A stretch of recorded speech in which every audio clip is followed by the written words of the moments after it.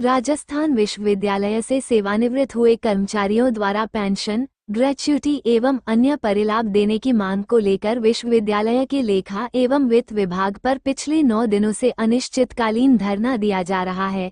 सेवानिवृत्त कर्मचारियों का कहना है कि जब तक उनकी मांगें नहीं मानी जाती वो इसी प्रकार से अनिश्चितकालीन धरना प्रदर्शन करते रहेंगे और आगामी दिनों में ये प्रदर्शन और अधिक उग्र होगा।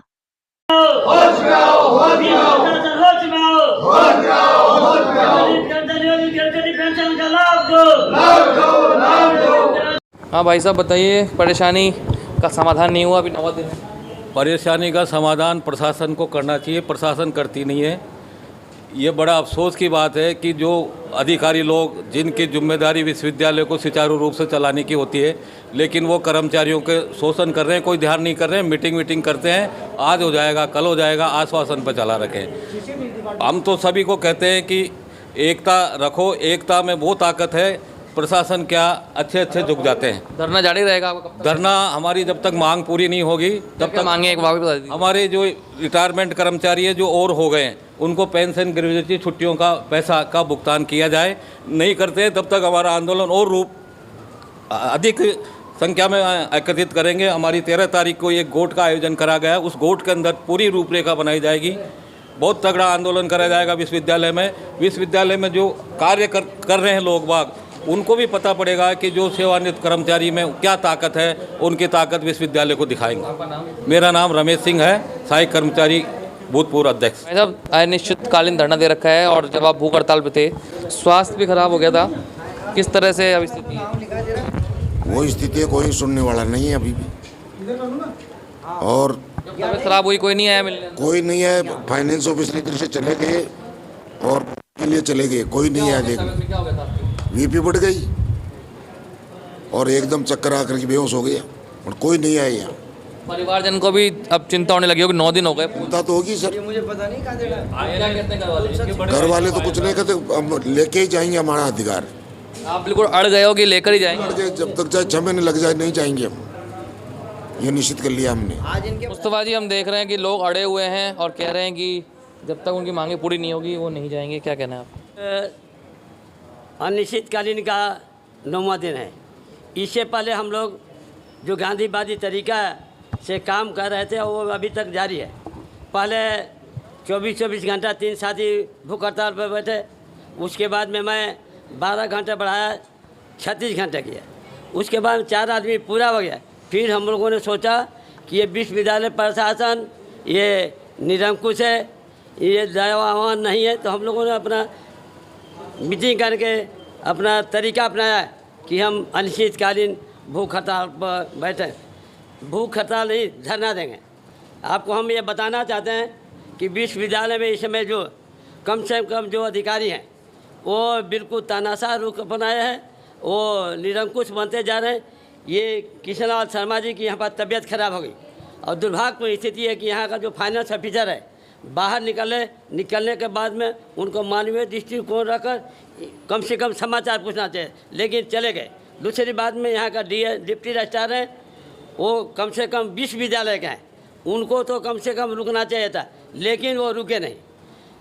फिर भी हम लोग वही रास्ता अपनाए, गांधीवादी तरीके से हमने डिसाइड किया है। अभी हमारे रमेश जी बताए कि अभी हमारे जो नेता आए थे, जो सेवानिवृत्त कर्मचारी एसोसिएशन का, उन्होंने डिसाइड किया है कि अगर 1-2 दिन में यह मांग नहीं मानी जाती है, यहाँ व्यापक प्रदर्शन होगा। सारे सेवानिवृत्त कर्मचारी जो जयपुर में है, जयपुर के आसपास है। मैं ये और भी एक दिन मैंने आपसे निवेदन किया था, यहाँ पर जो ठेके प्रथा के तहत जो काम कर रहे हैं कर्मचारी, उनको मात्र 5,000 7,000 जो कंप्यूटर ऑपरेटर 10,000 तक मिलता है, लेकिन 2 माह होने जा रहा है।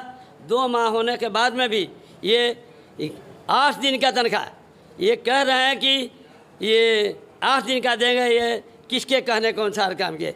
हमने लिख कर दिया है माननीय कुलपति महोदय को, जो कुल गुरु कहला रही है, यहाँ का फाइनेंस ऑफिसर महोदय को, कि ये काम जिसने कराया है, ये विश्वविद्यालय का काम किए हैं, ये कॉलेजों में काम किए हैं, ये हॉस्टलों में काम किए हैं, तो आप उनसे पूछ लो कि ये काम किए हैं कि नहीं किए। लेकिन दुर्भाग्यपूर्ण स्थिति है कि जो विश्वविद्यालय में जो ताना जो राजा होते थे, जो महाराजा होते थे, उनके समय में जो दास प्रथा थी उस तरह से हो गई। लोग तनख्वाह नहीं मिला, तनख्वाह नहीं मिला, लेकिन लोग बोलने के लिए नहीं तैयार हैं।